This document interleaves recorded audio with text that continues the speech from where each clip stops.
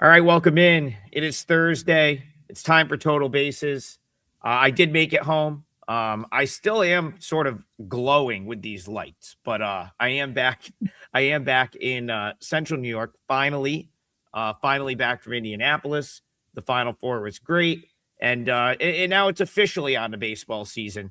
College basketball moves out of the way, and at least for the next couple weeks, boys, I feel like we've got the spotlight until the NHL and the NBA playoffs get going. So if you're just rolling in, welcome in. We do this show 6 days a week, 9 a.m. Quick programming note with last call coming back. Saturday's show, we're still going to have Total Bases. That'll just move to 10 a.m. instead of last week's slot for 11 a.m. So we're still going to be with you 6 days a week. That's me. That's Bryan Leonard on my left, Tokyo Brandon on my right. And we're probably going to get to all the games today because Thursday is the travel day now for the most part. So 6 games on the slate today. I'm going to Tokyo Brandon. Let's start in Citi Field. You gave out a winner that was a client play on the show 2 days ago in this series. A game that we kind of all won because the Diamondbacks got there in the first 5. The Mets ended up getting there in the full game, which was what I liked. Yesterday, Arizona comes back and levels this series up 1 game apiece. And now we've got the rubber match. So Eduardo Rodriguez, Nolan McLean, nice pitching matchup. Who are you looking at here, TB? Yeah, I do have a couple of things to like in this game. I did put the pitcher OPS numbers out and the pitcher outs recorded projections on my Twitter. You can see it down there. But neither one of these pitchers really qualify on that. But yeah, it's going to be cold in New York. I heard it's going to be 42 degrees. And a lot of people confirmed it's freezing. Yeah. A lot of people make a big thing about low scores in cold weather, and somewhat true. I mean, I do factor that into my cap, but I think some people overreact a little bit. I mean, the Yankees and A's just played an 8-5 game, and then they played a 3-2 game in the same weather. So it can happen. It can be an influence, but it cannot be an influence. Looking at this, a couple of things to like, but the thing I really caught my eye was that the Diamondbacks team total was 2.5. I thought that was really low because generally 3.5 is the norm. And then if it's a really weak team under certain conditions, they'll drop it to 2. Or if it's a team that's just cranking, they'll pump it up to 4. I thought 2.5 is a little low for this lineup. This lineup is hitting well. Yes, Peterson is a decent pitcher, and the Mets bullpen is playing really well. But I think 2.5 is a little too low. So that's the way I would certainly go on this game. Brian, I'm doing a daily segment on the WagerTalk YouTube channel called Under the Radar, where I try to target, a guy that's maybe a little bit off the, that's not on everyone's radar. And I found it a little bit challenging to do that early in the season since right now everyone knows who everyone is. The opening day rosters are not that much different. And so I've had to get a little creative in that slot. And a couple days ago, well, about 5 days ago to be exact, I used Nolan McLean. And one of the things I talked about was I think people have forgotten a little bit just how dominant he was those few starts after he got called up last year when he came up. And his stuff was wiping out basically anyone and everyone that he faced. Toward the end of last season, he had a couple of starts where it was like he was clearly fatigued, in my opinion. And it just didn't look the same as it did. He made 8 starts at the big league level. Those first 5 looked a lot different than those last 3 from a dominant standpoint. I got to watch him all April and May last year right here in Syracuse, New York, which is where he pitched for the entire first half of the season. And he kind of got off to a slow start last year. So he's a guy that I think is and he's an ace. That's the point I'm trying to make. I can only back him at this point. I love his stuff. Can I target him here in some fashion is my question to you. Did I say Peterson, by the way? Sorry to cut you off. I meant McLean. Sorry about that. Yeah. Sorry, Brian. Peterson went yesterday and took advantage of him as I had Arizona as one of my 2 top plays. The other one, unfortunately, was Kansas City. And the pitcher gets knocked out early. And when you take a dominant pitcher like that and they get hit with a line drive early, what's your chances of winning? Arizona, Rodriguez, and McLean, two of the guys who pitched in the World Baseball Classic and had some success. Going from that early part of the season, the thing is with Rodriguez, now he hasn't pitched a lot of innings lately, the last few years because he's been hurt, but he's a veteran guy. He's been there a long time, and I think he's able to react to that a little bit differently than McLean. McLean's a guy, I like McLean, no doubt about it, but he does have some of the advanced numbers don't like him as much. To get the Mets here in this situation without what you could claim is their best hitter in the lineup, I don't know if I can lay this number. We're looking at anywhere from, basically 160 or whatever here, total of 7. Like Arizona yesterday, McLean against lefties, McLean against lefties last year, he had a 12.5 walk rate. That's way too much. He only had 4 against righties, and he'll be facing off against like 7 guys that are left-handed. So I think if I'm going to play anything in here, I may play the Arizona team total over. Let me check what the current number may be on that. But I don't want to lay the number on this one if you like the favorite. But let's go with the team total. We're looking at Arizona 2.5 minus 150. I think they score 3 runs against the Mets here. I know it's a good pitching ballpark, but keep in mind, half of these games, or 2 of the games today, are new series. The others are getaway games. So anytime you're playing an over in a getaway game, you got to keep an eye on that also. Well, I'll get TB back in here before we move on because not as many games to talk about today. As you're kind of talking, Brian, I'm looking at Eduardo Rodriguez with a 0.00 ERA. I'll tell you what, that's not what his ERA is going to be at the end of the year, right? Like he's been awesome to start the season, but I wouldn't be that surprised. Listen, the Soto thing, I think the Mets have enough of a like platoon option with some of the other guys that they have to not be totally like just so much worse without Soto in the lineup. So, and I'll go back to the point, and this is where I'll throw it to you, TB. I can't back this Diamondbacks team very often on the road. I just think they're going to lose a lot of games on the road in the fashion that they lost 2 days ago, where they have a hard time holding out a lead. So I kind of like the over here as well. 7 is a low number. 7 is a low number, and what I just you're muted, but earlier there we go. I can hear him. Yeah, 7 is a low number, and it goes along with what I said. I like the Diamondbacks team total. Rodriguez, you're correct. He will not have a 0 ERA by the end of the season. I've never been a real fan of his, to be honest, but man, he dealt pretty well in the World Baseball Classic. I expected a letdown to start the season, and he did not let down. Neither did McLean. So both pitchers pitching well, but I think there's going to be a little back to earth kind of thing going on here. Mets bullpen is good though. So that would be the only thing. I mean, they're dealing pretty well. But the Mets lineup is hitting pretty well too.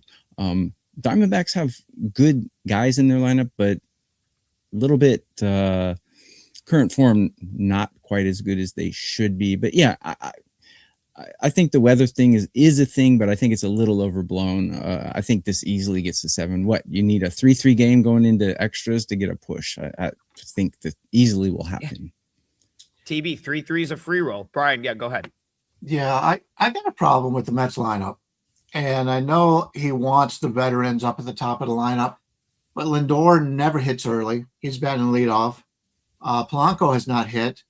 And he's got his best home run hitter batting out of the 9th slot, Francisco Alvarez. The guy, if he's healthy, he's the big power bat in this lineup. Luis Robert, he doesn't hit for power anymore. He's a speed guy. Vientos is hitting. He's another power guy. He's hitting 6th. You got to put them up in the middle of the lineup. Why has he got Francisco Lindor batting leadoff early in the season? It doesn't make any sense. Even Lindor knows that he doesn't hit well early in the season. They got to bring Alvarez up, but I don't like this lineup. With Alvarez batting 9th instead of 4th or 5th, he's probably going to lose an at-bat here and needs your big power bat. Yeah, I mean, it's an interesting conversation. The Mets, kind of get it. as Brian has pointed out on this show, kind of been notorious slow starters. Certainly probably don't want to lay. The number came out sort of where I made it, but I'm with you, Brian. I don't really have any interest laying this price in this spot. I do think, though, that 7 is playable. If you had to play this game, this is the MLB Network sort of national TV game tonight. If you had to play it, I think over 7 has a little value. I would have had it at 7.5. And of course, that is a big deal, that half run. You get to 3-3, you're at least pushing at worst. Otherwise, you'd be looking at a loss at 7.5. And it's minus 110. So it's a fair price on that as well. Brian, you made a good, I forget who made the point now, but the point is, I do think weather does get overblown a little bit. And there was a scenario last week where I think the wind was blowing out in Kansas City, similar to like it will be today. Okay, so you've got wind blowing out at Kauffman Stadium. Everyone loved the over in Royals Twins. I actually think Tokyo Brandon went under and cashed a 5%er in that game. So he will be who I go to first here, because I think it was you, TB, that said, hey, sometimes the weather is just like totally overblown. And that was a great example of it because people were lining up at the window. I think I even made the point for it myself that the wind was blowing out and it was a dead under, which I believe you nailed a big client play on. So same situation today, White Sox Royals, wind blowing out Kauffman Stadium. Tell us what you got in this one. White Sox Royals. Yeah, again, I just think wind is a little bit overblown. But looking at this game, I have a 5% play out today, by the way. Just throw that out there. But I won't tell you what game it's in. You got to go to my site to see it. If you look at my OPS pitcher numbers that I put on Twitter, Lugo leads the way. He's number 1 with OPS against the batters he's facing today. So, and the White Sox are not exactly striking the fear of God into people at the moment. I got them ranked 26th out of 30 right now. So a White Sox team total looks pretty nice, or even the first 5 under 1.5, but first 5 up under 1.5s in Major League Baseball is a really treacherous proposition because these hitters are so good. No matter how bad the team is, these hitters are the best in the world. So betting under 1.5 in 5 innings, which is more than half of a baseball game, is really a risky proposition. I don't know. Full game team total, maybe. Royals are coming. We've talked about this in shows before. Royals are coming back home off of an away game and no rest. So that is a dead spot. So, under would be the only way I would look in this game, and it's not because of the weather.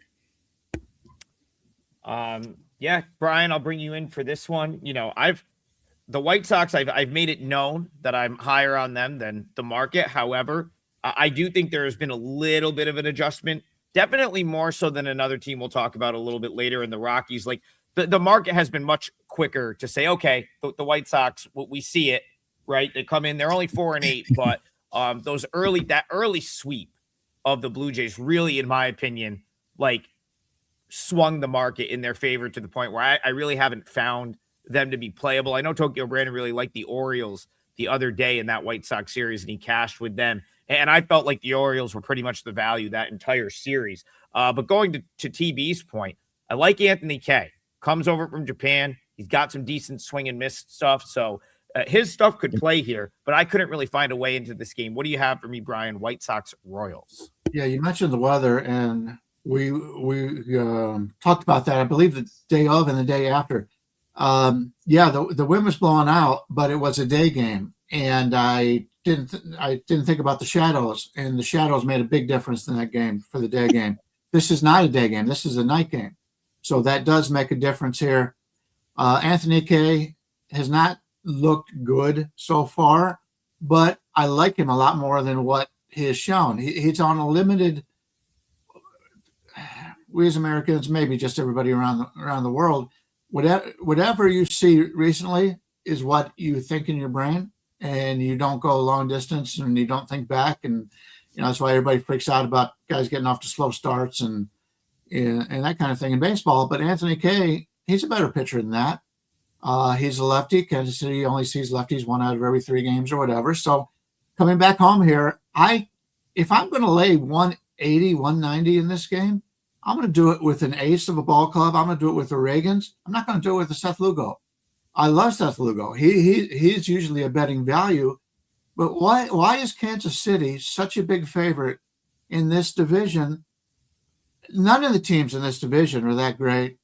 Detroit's probably the best. Kansas City maybe second best. But I don't want to lay any team in the AL Central lay in this price number without their ace on the mound, and they don't.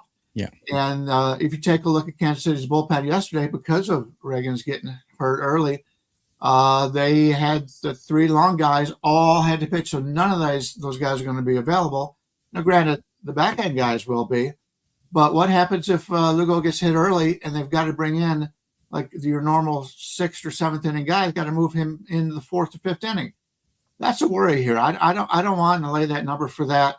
To me, the White Sox are the way to go in this game. Find a way, play them plus the 1.5 or whatever. Yeah, I don't want any part of Kansas City in this one. And the way that they got bombed by Cleveland, that was a show me series for Kansas City, and they just didn't have it. So yeah, so White Sox are nothing for me. TB, go ahead. Quick point. We know why the line is what it is, though, because Lugo is a pretty established starter since his time with the Mets way back when, and they don't know anything about K, and K basically had a really rough start. But these are the situations where if you know what you're talking about, you can take advantage of the lines, because the book is putting the line out there because Joe Public is going to say, oh, Seth Lugo, I know him. And White Sox suck. So that's basically what Joe Public thinks. So you got to dig deeper if you want to win. 99% of sports bettors lose, and that's why they just bet the team they're a fan of, or they just fade the White Sox when we know that the White Sox are going to win probably 40% of their games. I got to push back on, like, I don't think K had a bad start in either start. He just wasn't dominant. I mean, he pitched into the 5th inning. It wasn't like he came out and had quality starts in either, but he was up against 2 of the better lineups in baseball. I get the Blue Jays have a couple injuries right now, but he battled. I watched both of his starts. He battled through 4 1/3 against the Brewers, gave up 2 runs on 3 hits. He did have a couple walks. He still got his 5 strikeouts. And then the Blue Jays, I actually thought even though he didn't strike anyone out, I thought he still pitched well. The White Sox won that game. He didn't really, he wiggled out of a couple of spots, 4 1/3, 3 hits. He gave up 2 runs. I actually think he was pretty serviceable in both. And I don't think we've even seen like remotely what his best effort could be yet. Right. Also against 2 pretty tough teams, one in which was in some weather in Chicago last week. Again, like I just, the Royals, I don't have the Royals even close to the caliber of team that the Blue Jays and the Brewers are going to be this year. So I look at this and say a little bit of a step down. And Brian made a great point. They use some of their long relief guys. So unless Lugo comes out and is really, really good today, I think the White Sox are actually in a better scenario to win this game than maybe the Royals even are on the money line. Mm-hmm. But I'm with you, Brian. I like White Sox plus 1.5. The price is right. Not a ton of value having to lay 130 there, but it's the only way I think I could go. White Sox plus 1.5. Go ahead, TB.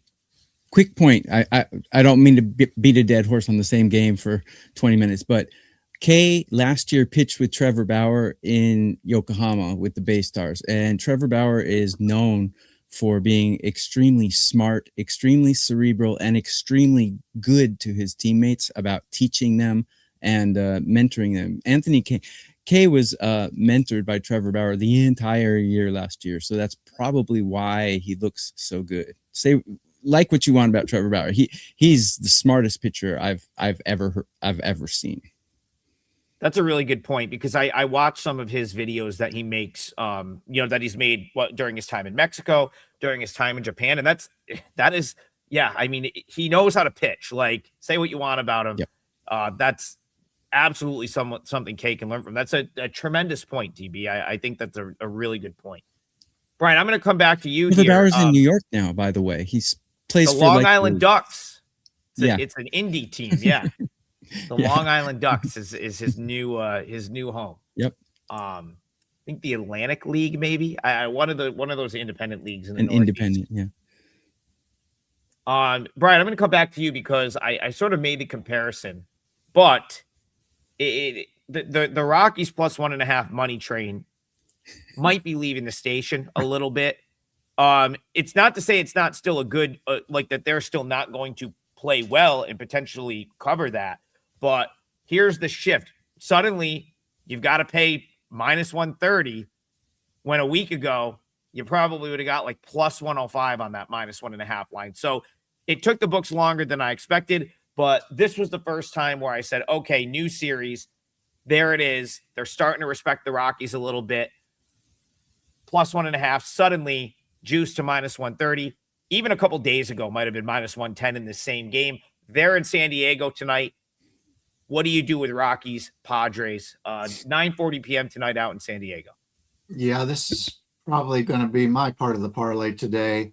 I'm not a guy who lays a lot of big favorites, but I don't want any part of Colorado here.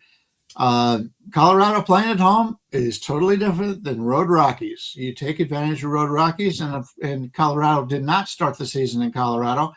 So when you're pitching, we'll go over it again. When you're pitching in Colorado, the ball doesn't move as much. So your off-speed pitches do not move. Now, when you come on the road, if you're pitching for Colorado, the movement that you didn't have before, you're going to have more movement. Well, that means probably more walks. And we've got a Colorado team who's going to have a bullpen game here. And other than maybe the Washington Nationals, you do not want a bullpen game out of the Colorado Rockies. Randy Vasquez, the one guy on this team that is still being underpriced, if you ask me. He's a very good pitcher starting at home in this one. Yeah, San Diego has to travel as well, so they're not based back in San Diego, so it's a tougher game for them. But I don't want any part of Colorado here. If San Diego, we're looking right now in the 180, 195 range, something in that. And if you take a look at the spread in this one, if you lay 1.5, you're getting them at plus money.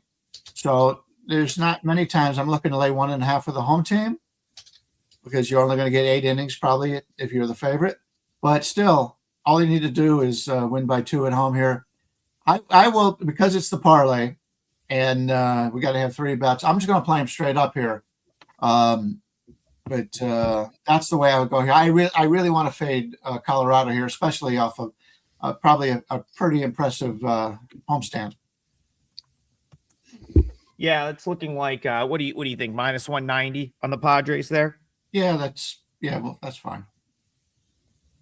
Yeah, Padres. I talked about them yesterday. They got it done for my parlay leg. They took 2 of 3 in Pittsburgh, which was a good result for them. I'm not dying to lay a price with a Padres team that I ultimately don't think is a great baseball team this year. I do see sort of the merit of maybe doing it in this spot. I'm trying to figure out, it could be Chase Dollander who gets the bulk here. He's someone that I do sort of still have him with some upside. He hasn't pitched poorly, but ultimately that minus 130 price tag would have to come down like at least 20 cents before I would consider a Rockies plus 1.5. And I don't really want the Rockies on the money line, so I'm not gonna really argue there. Total is 8. Tokyo, Brandon. Anything Rockies Padres for you in any of the markets? So when I first looked at this game, by the way, you guys get a double play. You can get 2 of us for 3 days. It's a really good deal. I recommend going to WagerTalk.com and getting that. I have a 5% out, and Adam is red hot right now in baseball. So grab a double play. And Brian is the WagerTalk's all-time #1 baseball handicapper. So you can't go wrong with either 2 of us. So grab it. When I first looked at this, I thought the Padres are coming back on a weak spot. Padres are not exactly ripping the cover off the ball right now. Randy Vasquez is pitching a lot better than people give him credit for. I thought under, but then I looked at the line and I saw 8, and I'm like, ugh. So then I looked around and I thought, Padres under 4.5 is a consideration, but in the end, I'm going to stay off the game because Padres are a team that I get burned by almost every time I bet them. So they have really good names, but they don't perform. And then when I fade them, they score 8. So they're a team I stay away from. Yeah. Again, I've been very vocal about being high on the Rockies. That has not changed. It's just the market has started to respect them a little bit. And you have, again, I'll say it until I'm blue in the face. If you are not super strict about the numbers you are betting, you will not beat the Major League Baseball market. You just won't. Let's move to the afternoon. We've done all of the night games at this point. Let's go to the big name on the afternoon slate. That's the New York Yankees. They lost last night after coming back and winning on Tuesday.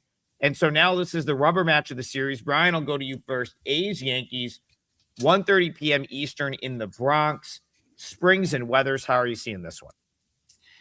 Yeah, two guys that have names involving weather, spring and weather. And I like spring weather. I like summer weather better, but it's two lefties going, Springs and Weathers here.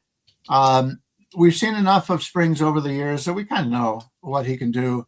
Weathers, when he's healthy, he looks good, but you rarely get him healthy. The deal right now with the Yankees, they're about a 215 favorite and a total here of 8. Normally, I would look for this game to go over, as I think there'll be successes from the offense here. But it is the last game of the series, and without knowing how long this is going to last, it's interesting.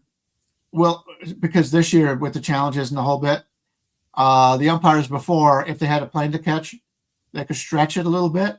They can't stretch as much this year, so it slows down the game every time somebody has to get a challenge. So it's going to be interesting on the getaway day if it has any effect on the totals. Just popped into my head. But I like the Yankees. Don't want to lay this number. This is a tough day with only 6 games being played. So like for my last game with San Diego, I might not have used that as a parlay piece any other day. But there's not as much choices today, so I'm not really involved in this one. TB, Yankees, A's. You talked about the Yankees on Tuesday. They came back and cashed for you on the parlay, and they actually hit the -1.5 in that game, a big 8th inning for them, which will be something that's probably an issue for the A's most of this year, trying to actually close games out. Day game rubber match. How are you seeing Yankees, A's?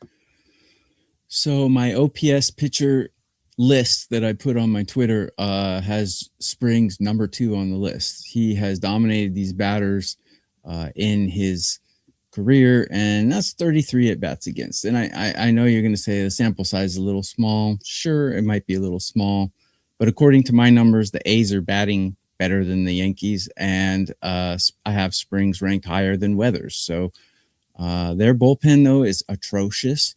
So I would say A's first 5 if I'm going to bet this one, but I'm probably not going to bet it. But if I were to, I really like Weathers, but he's disappointed this season. When he was with Miami, though, I really liked him, but I'm kind of surprised how underwhelming he's been. I think he'll catch on and start pitching well and be serviceable. I don't think he's going to be, an ace, or he's not going to be Garrett Crochet or anything, but I think he'll be a serviceable guy, a lot better than he has been so far. So he might catch on today, plus the weather. We might be looking at it under as well in the first 5 because I like both pitchers. I especially like Springs against these Yankee batters. Yeah, I don't like the Yankees at this price. It would have to be the A's for me. Here's the thing. Springs, I've talked about him when he pitches at home. Smaller ballpark. Sometimes he'll miss up and he'll pay for it in that park. Probably not get, maybe you pay for it against this Yankee lineup, but you're probably unlikely to.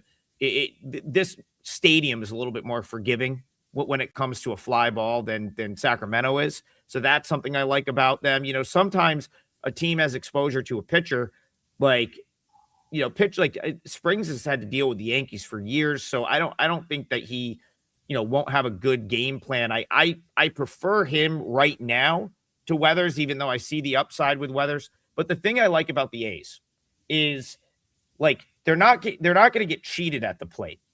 They might strike out and have some really bad at bats, but this is a team that they can hit. Well, that's the thing. Like, when they will. they probably will. They probably will have some really poor at bats. But the thing about the A's is, like, they've got guys that can mash, right? Like, and they're free swingers.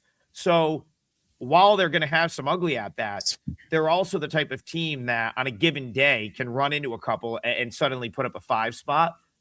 And in this game, like, I just think that this price is not really factoring, like, the A's upside into it. It's like, yeah, do I think the A's are a bad team from a win-loss standpoint? Yes, they're 4-7, and they're probably going to be. I don't think they're winning more than 75 games. But when you can give me this price on the +1.5, they're on the road, and the Yankees are going to have to do it in 8 at bats. You have a veteran like Springs. And then maybe this is the day where they do hit a couple of balls out of the ballpark or just hit the ball, right? Like, their offensive upside is realized because they're a free swinging team and put some balls in play. I'd almost be willing to let the bullpen take care of itself because, like, for example, yesterday, the A's win a close game, but it's like, I don't think any of their bullpen arms are very good. So that's not something I'm really worried about. Just give me whoever the next 3 or 4 are that I'm going to have to, like, sweat out the last couple innings with. I think there's value on the +1.5 here with the road team, extra at bat. Listen, they've played 18 innings in this series so far. It's been very, very close. The A's had one bad inning that cost them that game on Tuesday. Yesterday, they win the game. I think the A's make a lot of sense on the spread here. And so that's the way I would look at this game. All right, we still have 2 games left. I'll go to Brian's already locked his parlay leg in. So TB, do you know what you're using for the parlay, and is it a game we have not talked about yet? I do know what it is, and we have not talked about it yet. All right, so kick us off. What game are we looking at? We are looking at the Tigers versus the Twins today, and we got Jack Flaherty against Mick Abel, and this is one of those sweet spots. I like to call it silent flaccidity. Play on Queensryche, silent lucidity, but this is silent flaccidity spot here for the Twins. They've already won the series. They don't need to win the last game. They have the inferior pitcher on the mound, and they go to Toronto the next day. They're not really thinking about this game. They're thinking about packing their stuff and getting the hell out of the town. So this is a huge spot, I think, for the Tigers. Flaherty looked horrible, but we know who he is. He's pitched in this league for at least a decade, I think. We know he's going to bounce back and be serviceable. He's not going to be an ace. He's not going to be one of those guys, but he's going to be serviceable. And I think the Tigers crush the Twins today. They've lost both of the first 2 games of the series. Twins don't need this game. They've already won the series. So get out of Dodge game for the Twins, silent flaccidity for the Twins. And I think the Tigers prevail. It's a free play I made on my video on WagerTalk's YouTube channel. It's probably not uploaded yet, but it will be very shortly. I'm going with Detroit here, and that's going to be my parlay leg. I'll go to Brian on this one. I like this Twins team, but I don't think this is the best spot for them. I like Mick Abel, but he's not going to have much behind him in terms of a bullpen today. So, TB, I can't really talk you off of that one. Brian, go ahead and add what you've got to add to Twins Tigers. Yeah, I would agree. Take a look at that bullpen for Minnesota. Sands pitched the last 2 days. Topaz pitched the last 2 days. Funderburk had 20 pitches. They've been used up pretty well here for Minnesota. And Detroit is a team that had high expectations coming into the season. They should still have high expectations. But, Kenley Jansen hasn't been used in 4 days. Will Vest, they put him in yesterday for the first time in 4 days. The better pitchers out of the bullpen are clearly on the Detroit side, and that would be the way that I would look here. Abel has not coming into the season. Everybody thought it was a big change for Abel. Once he's got it into the regular season, it hasn't worked out that way. It's still early. We'll have to see. But I would gladly take the veteran Flaherty in this one with the Tigers, and I think the line is fair here.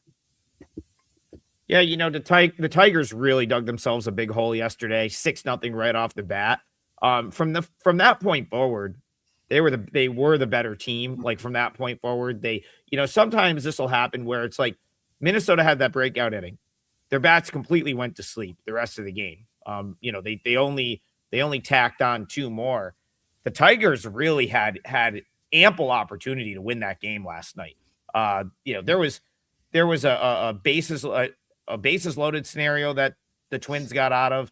Kevin McGonigal swung on 3-0, which I didn't mind in the spot. I don't know if I like a rookie doing that, but the spot I didn't mind trying to ambush a fastball 3-0. The problem was he swung at a good pitch, popped it up. It was a strike, but it was still like painted on the black. Probably should have let that one go.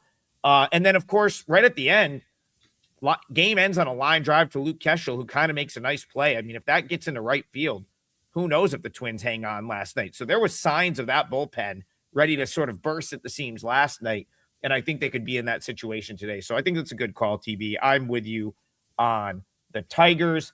I'm going to think about what I want to do while we talk Reds-Marlins, the only game that we haven't talked about yet. So let's go back to Bryan Leonard. We've kind of both alluded to liking the Marlins in this series. I think TB even as well. I talked about this on my Under the Radar segment yesterday. The Marlins was my sort of free pick there, and they got the win. Bryan Leonard, the Reds are taking money all morning. Talk to me about that. Do you think the Marlins even this series up, or are you agreeing with the market here? No, coming into the season, I would have been all over Meyer at this price range because he was a guy that looked really good in the preseason. And looking more at his numbers, he's been a little bit lucky. And I'm not, I don't want to lay that kind of number here with Miami. Lauder's done nothing but great stuff so far. He was one of their higher minor league guys coming into the last couple of seasons. He's had some injury problems. He wasn't supposed to make the starting lineup, but with Hunter Green being out, he has been called on. He's been nothing but great. And you're getting Cincinnati, who I believe has the better hitters in this game. I know the Reds have been slightly lucky so far if you take a look at the expected wins compared to the wins. But in this game, if I'm forced to play it, I'd rather play Cincinnati than Miami. Yeah, but once again, it's small card. I wouldn't even be interested in this if it wasn't such a small card. TB, same thing to you. We all kind of were leaning Miami early in the series. It finally gets there last night. How are you seeing the rubber match Reds-Marlins? Yeah, I kind of agree with Brian here. Cincinnati, I think, is the better team. The thing is, Cincinnati has a great record, but I thought it was a little smoke and mirrors because they were only scoring 2.6 runs a game their first couple games. But since then, like the last 2 or 3 games, they've broken out a little bit. So I think Cincinnati bats are about to get back on track. Cincinnati has the much better bullpen. Cincinnati, I like Lauder a lot better than I like Meyer. And I think all those small sample sizes, but this is gambling. You got to take a chance. Sometimes you can't be 100%. Nothing's a lock in gambling, but you got to go with your feeling. And my feeling is that Lauder is better than Meyer. And I would take Cincinnati on the money line here for sure. I think it's just one of those spots. Their bats are heating up. What I didn't like about them was before they weren't hitting, but now last 2 games, I think they're starting to put runs up. So I'm willing to back them now. Well, one thing you can't really disagree with is the Reds are taking money like hand over fist this morning. This one has moved considerably since early in the morning. I think the Reds may even flip to being a slight favorite soon if they haven't already. My odds screen crashed. So I'm not going to open that back up because I think I was running too much stuff in the background. But the point is, like, if you're just monitoring the market, there's no question the Reds are taking money. Whether that means anything or not, I don't really know right here. But like, I will say this, like, for me, some conflicting stuff on both sides. This was the ultimate TB, the ultimate. Yeah, this is gambling type game. I suppose if you really have it at a coin flip, that you take the plus money with the Reds. But yeah, this was sort of the first one that I crossed off and like the easiest pass for me today. And I agree with a lot of what both of you said. And the one other thing I'll add is, the Reds, they've won a lot of run games so far this year. So you can look at that two ways. They've been fortunate, but also, and I'll bring Bryan back into this point. Sometimes these teams that win one run games, like a lot of them, it can snowball. Like we've seen teams have just seasons of getting the close games and winning one, and then it's almost like they feel like they can do it. The Mariners have like literally made playoff runs, not last year, but like go back to the couple years before. Mariners winning 83 games, 86 games, and just being crazy in one-run games. That's sort of your Reds so far to start the season. Go ahead, Bryan.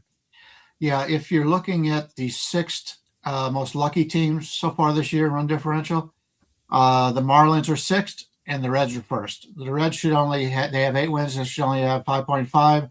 Marlins have 7. They have 6.2. If a team is really good at one-run games, you would assume the back end of the bullpen is great.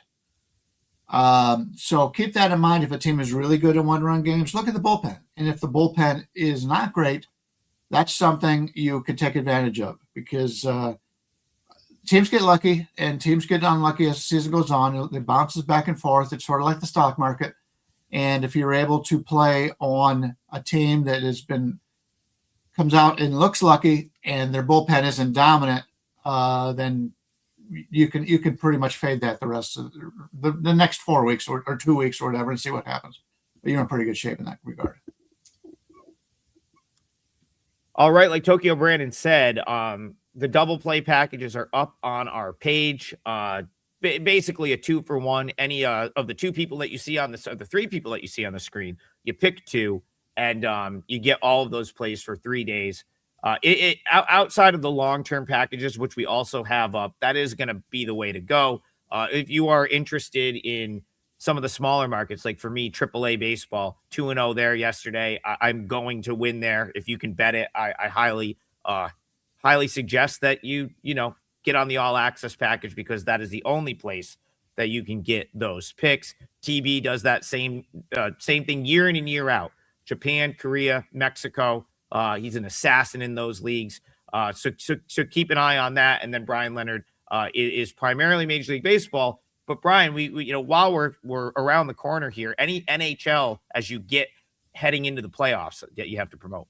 Yeah, I just wanted to say that with at least for me, and I think just about everybody, the NBA playoffs and the hockey playoffs are the easiest way to win in those 2 sports. Obviously, the NBA, you know who you're going to get every single day. They're not going to take the times off. And the reason I like them both is because in the regular season, you play a team now, you play them 4 weeks from now, you play them 2 months from now. In the playoffs, you're playing right after another. So the coaching makes a big difference when it comes to the playoffs in both of those sports. What you've seen early, and I talked about this earlier, what you've seen lately, you can take that a little bit more seriously from what you're looking at in those 2 sports in the playoffs. Really excited for that. And yeah, any 3 of us would work 2 out of the 3. It's a great deal. Let me promote my Twitter real quick. I'm Elvis today on my Twitter, so I just wanted to let you know that. I do have the OPS coming back. What's that? When's Tokyo Brandon coming back? Elvis has come back to the building. Yeah, I love Elvis. If you're Elvis today, don't go into the restroom. Don't say that. It's such a horrible way to die. You've got our Twitter handles right on the screen, so check us out on Twitter, right there under our names on the screen. We've talked about every single game, so we've obviously talked about my parlay leg. I'm going to go with White Sox plus 1.5. That is just, again, if I could get 20 cents somewhere throughout the day, that might make my client card at minus 130. It's priced where I think it should be, but we're doing a 3-team parlay at plus money, so I don't mind putting it in there. I like Anthony Kay. I like the way that this game sets up for the White Sox more than the Royals. And we talked about bullpens a second ago. The White Sox have a sneaky good bullpen when they're rested, when they haven't used those top arms. And I think they have they'll have most of them available if needed today. So the 3-teamer today, all sides, just three sides here on the 3-teamer for today. We've got Bryan Leonard is going to go with the Padres. That's minus 190. Tokyo Brandon is on Tigers, minus 135. And then my leg will be White Sox plus 1.5, minus 130. So one more time, the 3-teamer, Padres money line, Tigers money line, White Sox plus 1.5. That is the show. The three of us will be back tomorrow morning at 9 a.m. Eastern for more total bases. Check out the WagerTalk site for those great specials, and we will see you guys tomorrow.